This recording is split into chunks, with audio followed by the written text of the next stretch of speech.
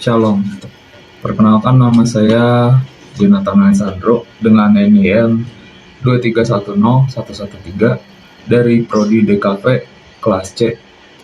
Pada kesempatan kali ini saya akan membahas materi mengenai kerendahan hati untuk memenuhi tugas akhir mata kuliah PAK. Apa itu kerendahan hati? Nah, jadi kerendahan hati dalam pandangan Kristen itu sikap dan perilaku yang mencerminkan, pertama itu mencerminkan pengakuan keterbatasan diri. Dalam Yohanes 15 ayat 5 tertulis, "Akulah pokok anggur dan kamulah ranting-rantingnya. Barang siapa tinggal di dalam aku dan aku di dalam dia, ia berbuah banyak, sebab di luar aku kamu tidak dapat berbuat apa-apa." Jadi, seorang Kristen yang rendah hati itu menyadari bahwa segala kemampuannya, bakat, dan prestasi yang dimilikinya itu merupakan karunia dari Allah, bukan hasil usaha sendiri semata.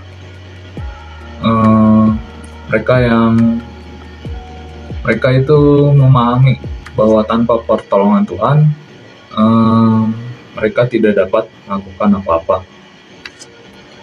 Lalu yang kedua ada menghargai orang lain. Di sini ayatnya terdapat dalam Filipi 2 ayat 3-4. Dengan tidak mencari kepentingan sendiri atau puji-pujian yang sia-sia, sebaliknya, hendaklah dengan rendah hati yang seorang menganggap yang lebih utama daripada dirinya sendiri, dan janganlah tiap-tiap orang hanya memperhatikan kepentingannya sendiri, tetapi kepentingan orang lain juga. Jadi makna dari ayat ini itu kerendahan hati itu tercermin dari cara seseorang memperlakukan orang lain. Artinya kita harus menghargai, menghormati, dan mengutamakan kepentingan orang lain di atas kepentingan kita pribadi. Mungkin kepentingan orang banyak ya, bukan hanya kepentingan orang lain aja. Jadi seorang Kristen yang rendah hati itu tidak menganggap dirinya itu lebih penting atau lebih unggul daripada orang lain. Lalu sikap yang ketiga itu ada ketergantungan kepada Allah. Ayatnya ada dalam Amsal 3 ayat 5-6. Isinya itu, "Percayalah kepada Tuhan dengan segenap hatimu, dan janganlah bersandar kepada pengertianmu sendiri. Akuilah Dia dalam segala lakumu, maka Ia akan meluruskan jalanmu." Jadi orang Kristen yang rendah hati itu akan menyerahkan, menggantungkan hidupnya kepada Tuhan dalam segala hal. Mereka berserah kepada kehendak Allah, berdoa meminta petunjuk dan kekuatan, serta mematuhi firman-Nya. Kita harus mengakui bahwa hanya Allah lah yang berkuasa dalam hidup kita. Gitu. Selanjutnya adalah kesediaan untuk belajar. Ayatnya ada dalam Yakobus 1 ayat 19-21. Isinya itu, "Hai saudara-saudara yang kukasihi, ingatlah hal ini. Setiap orang hendaklah cepat untuk mendengar, tetapi lambat untuk berkata-kata, dan juga lambat untuk marah. Sebab amarah manusia tidak mengerjakan kebenaran di hadapan Allah. Sebab itu, buanglah segala sesuatu yang kotor dan kejahatan yang begitu banyak itu, dan terimalah dengan lemah lembut firman yang tertanam di dalam hatimu, yang berkuasa menyelamatkan jiwamu." Jadi maksud dari ayat ini adalah kerendahan hati itu membuat seseorang lebih terbuka pikirannya terhadap pembelajaran dan juga koreksi. Mereka enggak merasa tahu segalanya gitu, dan bersedia menerima pembelajaran atau nasihat serta bimbingan dari orang lain. Salah satunya adalah melalui firman Tuhan. Jadi ketika kita diajar itu jangan malah marah ketika berbuat salah atau apa.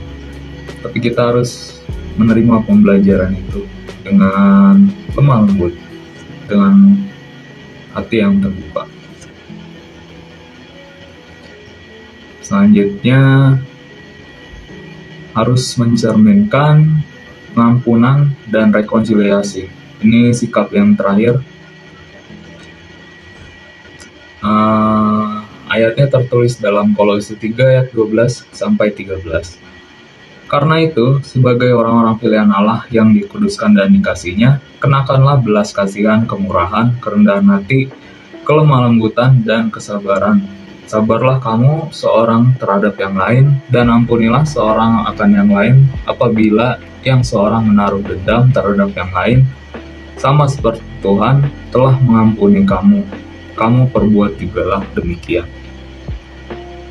Jadi dalam ayat ini tuh ditekankan bahwa orang Kristen yang rendah hati juga siap mengampuni kesalahan orang lain dan mau mencari rekonsiliasi. Mereka gak akan membiarkan kesombongan atau kebanggaan diri sendiri, ego, itu menghalangi mereka untuk memulihkan hubungan yang rusak. Gitu.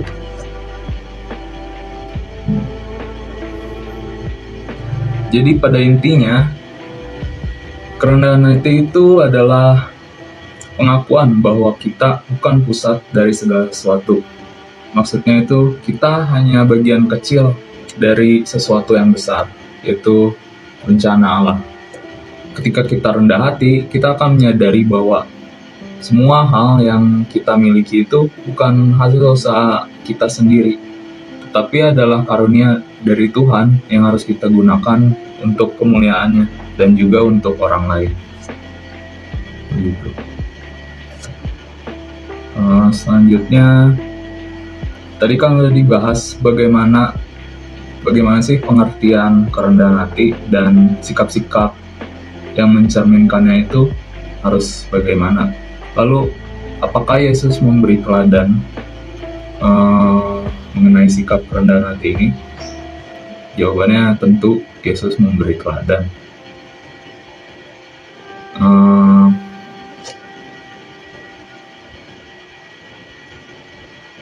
Dalam Filipi 2 ayat 5-8 dikatakan, hendaklah kamu dalam hidupmu bersama menaruh pikiran dan perasaan yang terdapat juga dalam Kristus Yesus, yang walaupun dalam rupa Allah tidak menganggap kesetaraan dengan Allah itu sebagai milik yang harus dipertahankan, melainkan telah mengosongkan dirinya sendiri dan mengambil rupa seorang hamba dan menjadi sama dengan manusia. Dan dalam keadaan manusia, ia telah merendahkan dirinya dan taat sampai mati, bahkan sampai mati di kayu salib. Jadi inti dari ayat ini itu mencerminkan keteladanan Yesus mengenai kerendahan hati yang paling tinggi lagi. Yesus kan statusnya sebagai anak Allah, tapi ia itu mau lahir di kandang yang sederhana, hidup sebagai manusia biasa, dan bahkan mati dengan cara yang hina di kayu salib demi keselamatan kita. Itu adalah contoh kerendahan hati yang sejati. Nah, ini merupakan beberapa peristiwa yang mencerminkan keteladanan Yesus mengenai kerendahan hati. Yang pertama itu ada kelahiran Yesus di kandang domba. Tentu hal ini bakal banyak disinggung ya ketika perayaan Natal. Kita mengingat bagaimana Yesus itu lahir di tempat yang paling sederhana dan hina, yaitu di kandang hewan. Kelahirannya di tempat yang begitu rendah menunjukkan bahwa Yesus datang untuk semua orang, terutama mereka yang dianggap rendah oleh dunia. Jadi Yesus itu nggak memilih untuk lahir di tempat yang megah, karena kalau misalnya Yesus pun lahir di tempat yang megah, hanya orang-orang tertentu saja yang bisa menyaksikan kelahirannya gitu. Hanya bangsawan dan keluarga raja aja. Tapi karena Yesus lahir di tempat yang sederhana, maka semua orang pun bisa menyaksikan kelahiran Yesus itu. Selanjutnya ada peristiwa pembasuhan kaki murid-muridnya. Seperti yang kita tahu,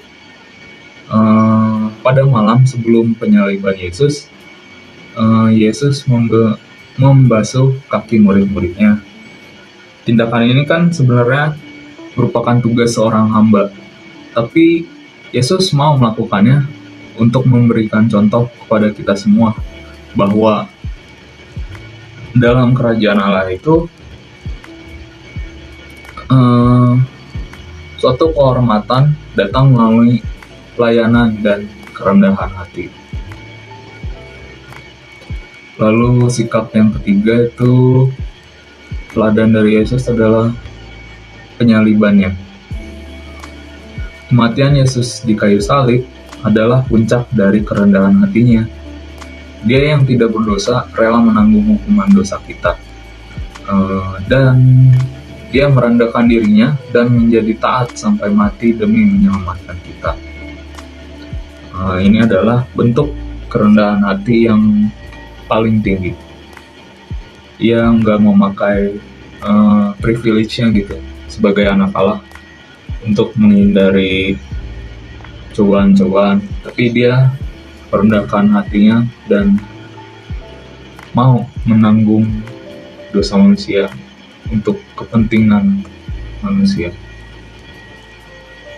Selanjutnya, mengapa kerendahan hati itu penting?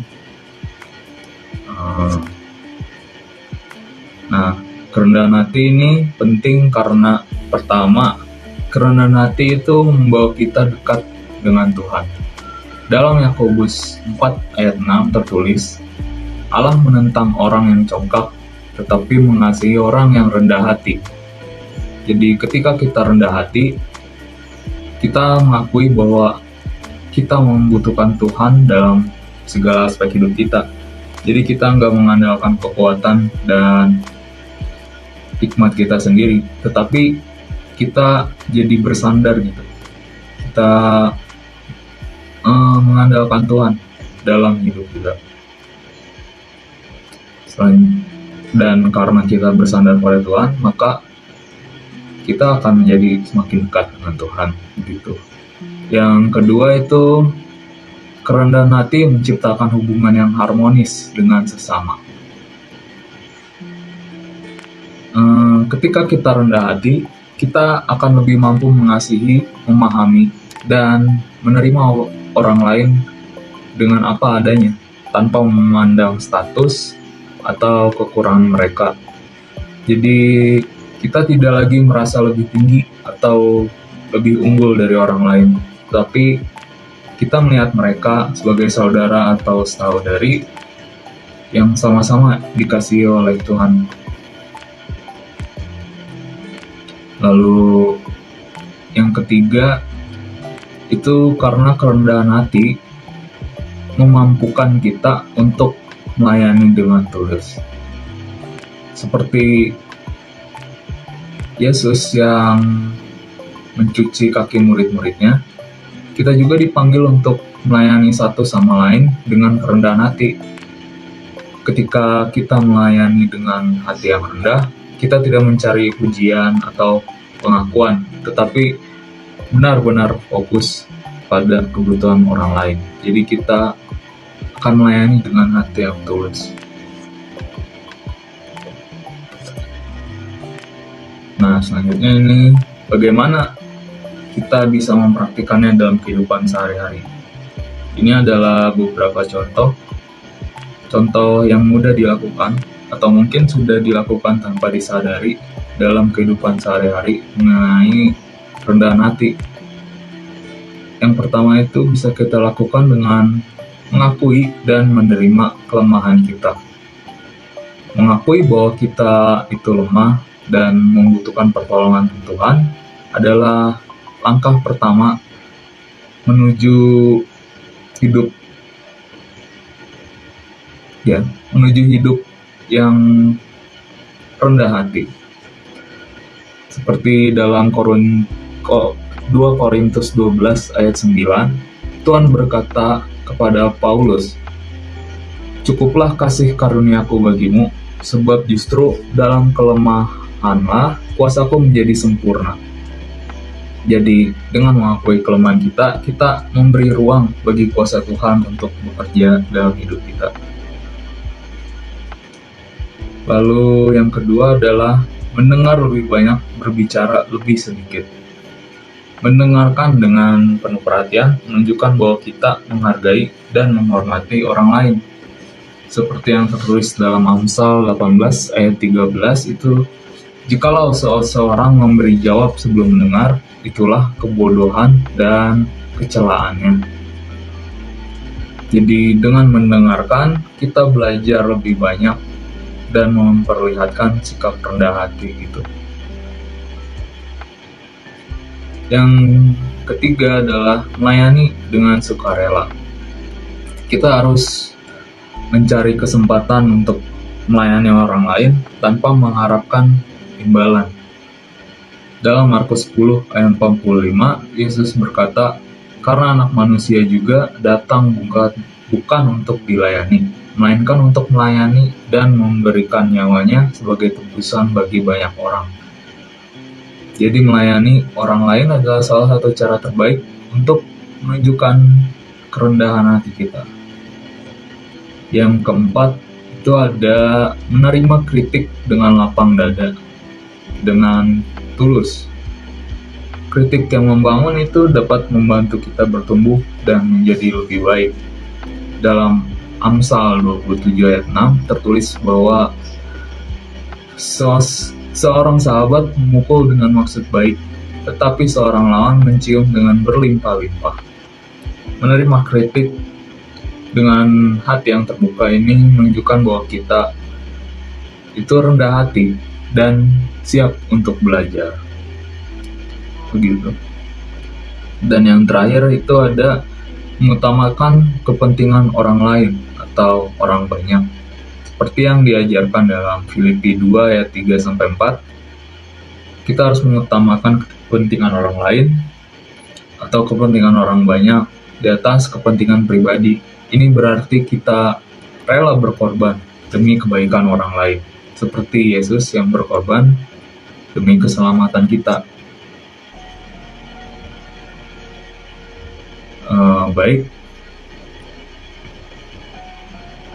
Jadi kerendahan hati itu tidak datang dengan sendirinya. Itu adalah hasil dari hubungan yang dekat dengan Tuhan. Oleh karena itu, kerendahan hati itu bisa datang dengan cara rutin berdoa dan merenungkan firman Tuhan.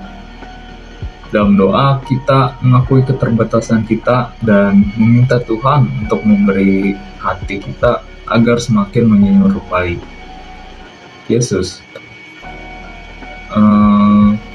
Dalam doa juga kita merenungkan contoh-contoh kerendahan hati dalam Alkitab dan mencari cara untuk menerapkannya dalam hidup kita. Jadi kerendahan hati adalah sikap yang harus kita miliki sebagai pengikut Kristus. Marilah kita belajar dari teladan Yesus yang telah merendahkan dirinya demi keselamatan kita.